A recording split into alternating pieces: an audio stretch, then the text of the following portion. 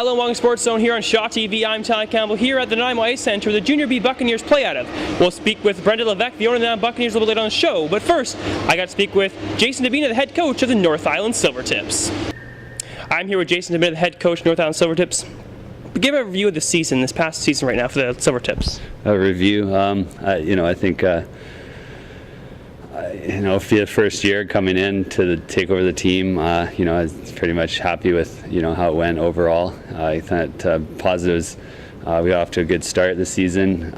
We had our, I think through a stretch where we had some games where we were real competitive with top teams in the league, and making playoffs was obviously another positive for us. That's stuff for us to continue to build with. I think I think players generally from top to bottom, our team had seen improvement throughout the whole year, which was one of our goals.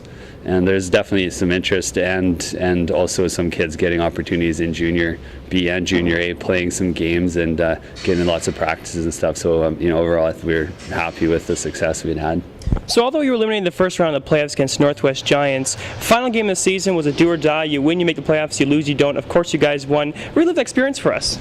It was something for us to, knowing that we had a 2-goal kind of +2 advantage, though, so they had to beat us by at least 2 or more. So it was, a bit not as nerve-wracking going in that way, but still, you don't know what's going to happen. We felt we had a stronger team throughout the whole year against the Blazers, but you never know what happens in one game. So they snuck the one out the night before. So for us, it was exactly that, do or die. And we went in prepared, and we just try to focus on just being positive and having the kids go out and just compete and not really think about repercussions and the scores and all that. Just try to put a good, solid game together, and they definitely did that. Our goaltender played strong and got a shutout, and that was huge for him to basically backstop us that way. And then our guys just eventually wore them down and scored a few extra goals late on when they realized their season was over. So it was overall it was a good experience and something that I think like the North Island Silvertips as an organization to be in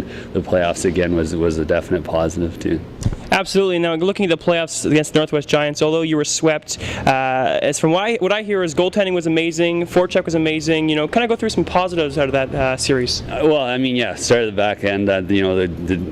Drew played both games, and he did everything he could for us to be successful in those games. He was making some amazing saves cross crease and just kind of just played the games that he just went in and went basically all in. We say he just went all in and performed amazingly. I think defensively, I think it hurt us the first game because Boodler had an injury, a nagging injury, so he didn't play the first game. So that I think kind of hurt in that game. But I think that all the guys competed hard. Our forwards, we went and competed. I think we wanted to be as physical as we could, but also recognize that against an older team, we just needed to continue to play with the puck and not try to focus on getting it in and trying to take it off of them and abuse them.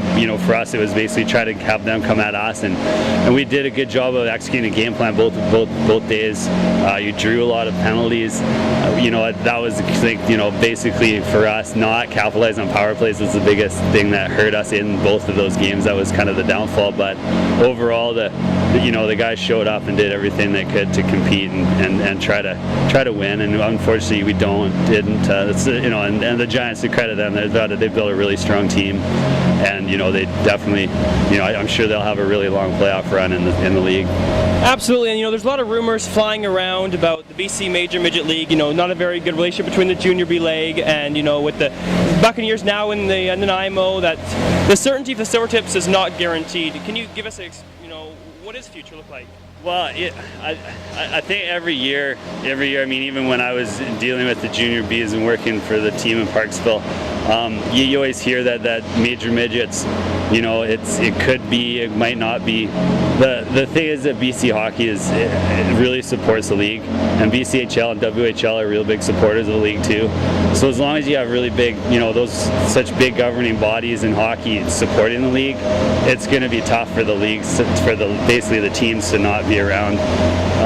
I think overall the success they're seeing and what the WHL teams, their prospects, the development their prospects are getting, the amount of junior A and junior B teams that look to the players in this league for their development and look to pull their players from. It'd be tough to see the league and their teams like folding.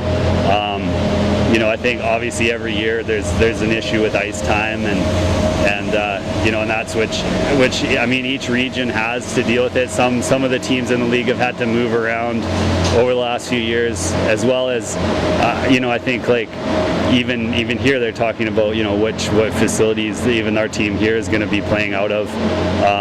But I think overall for the teams in the league, they're strong and I think that they'll be around. I know that I've already like every year they always are about halfway through they start to plan and in our meetings they're planning for next year and stuff. So I mean I know that we're here next year.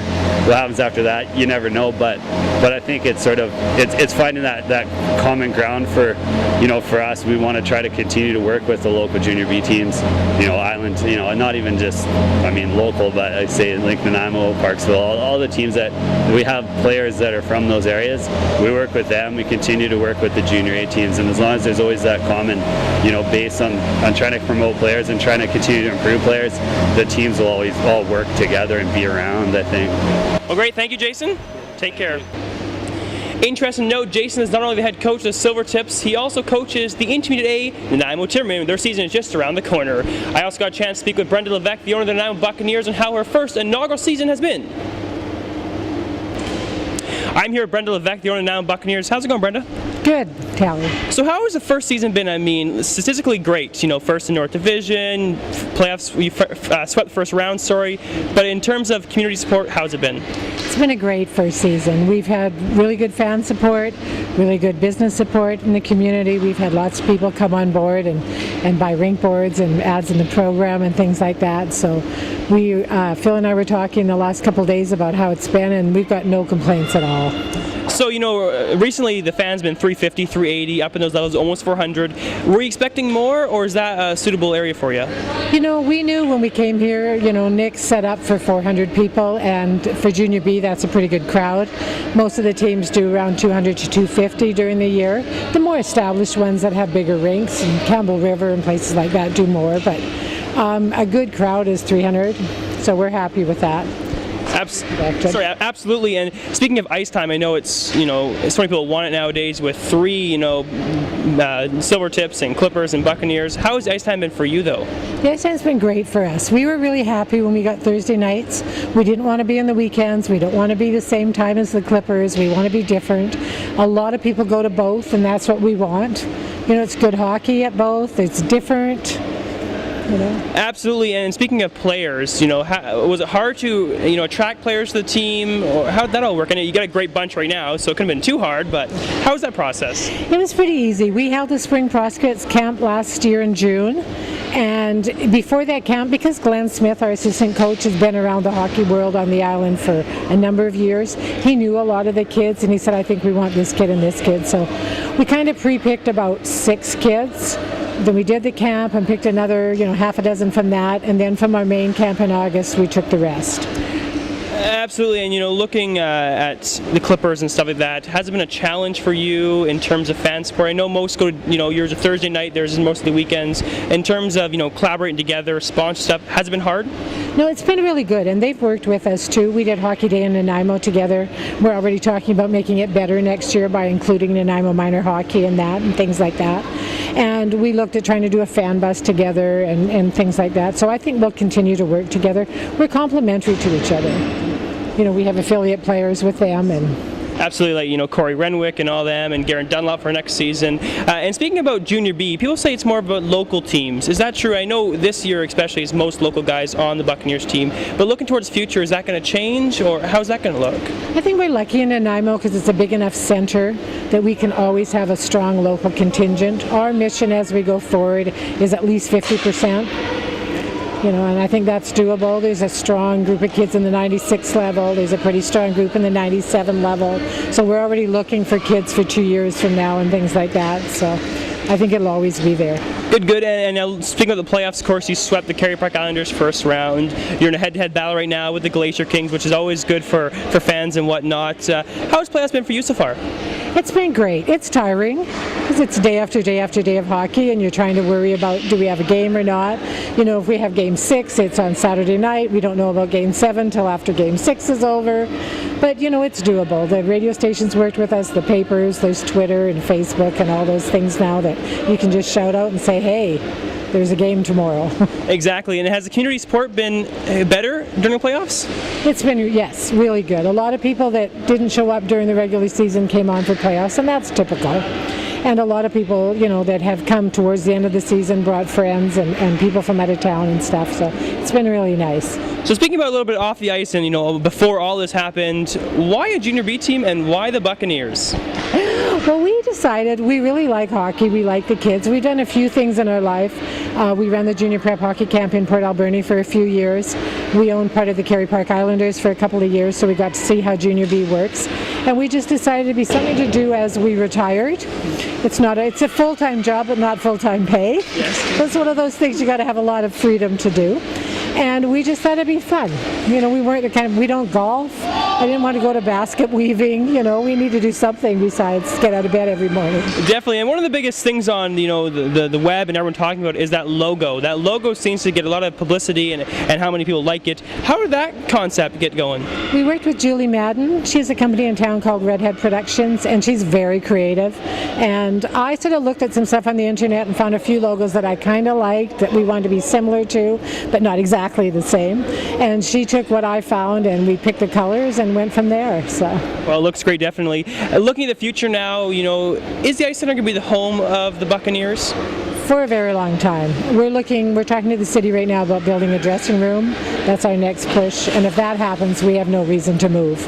Absolutely, and looking at the future, you know, sometimes some will say the first season's always the best season because, you know, everyone's excited and stuff. You know, what are you expecting next year? Are you expecting more support, same support, a little less? You know, what are your intentions for next season? I expect every year to get better. I think every year you'll get more people out. I think the kids will get better. You'll win more games. You'll be focused more on what you want to do. This year it was kind of a, you know, what do we do? Are we happy with winning? My goal was not to be in the wild card game. Well, you got that one for sure. And everything over that was a bonus. So next year our goal may be to win the first round, you know, or be first in the overall in the VIJHL. So it'll always be good. And lastly, thinking, you know, of course, first season there's a bit of hiccups and whatnot. Anything that you have realized that you're going to do better for next year? We made our ice logos too small. We realized that as soon as we put them down, but it was too late to change them at that point. So they'll definitely be bigger next year. We'll try and do more of the marketing before the season starts. I'll try and plan more of the events as the year goes through because you're so busy during the season, it's hard to plan things for next week. You've got to take care of this week. Great, thank you, Brenda. Congratulations. Thank you, Brenda, and good luck to the Nanaimo Buccaneers in their run in the Vancouver Island Junior Hockey League. Of course, the Nanaimo Clippers and the Port Alberni Valley Bulldogs are series underway in the BCHL playoffs, and Mayor of Port Alberni, John Douglas, sent this email to Mayor John Rattan. It states, "Dear Mayor Rattan, as you are no doubt aware, your hockey team, the Clippers, is about to embark on a playoff experience with our Port Alberni Valley Bulldogs. I would like to begin by apologizing for humiliating defeat, which our team handed yours at the most recent game in the Nanaimo last weekend. In anticipation of this trend continuing, as it no doubt will, over the next few games, I would like to offer, in the way of condolences, the opportunity for you to visit our City of the Century this summer to experience some true Canadian fishing in the ultimate fishing town and salmon arm cap of the world. I am hoping this leisure activity here in our city will allow you to begin the show ascent back to self-respect, which will be damaged as a result of the Clippers' valiant bifocal attempts to secure a playoff victory. Port Alberni is very forward-thinking, proactive community that likes to listen to the citizens and neighboring communities. If you're interested in adding a friendly wager on the Junior A Hockey Series, please let me know at your earliest convenience. Yours truly, the City of Port Alberni's Mayor John Douglas." No word yet on Mayor John Rattan's response to that, but it'll be interesting. This week, the Sports Zone, I'm Tali Campbell. Thank you guys behind the scene, camera operator Madison Boone, editor Christopher Munz-Mickelin, and graphics Tony Devillano. For the Sports Zone, have yourself a fantastic night.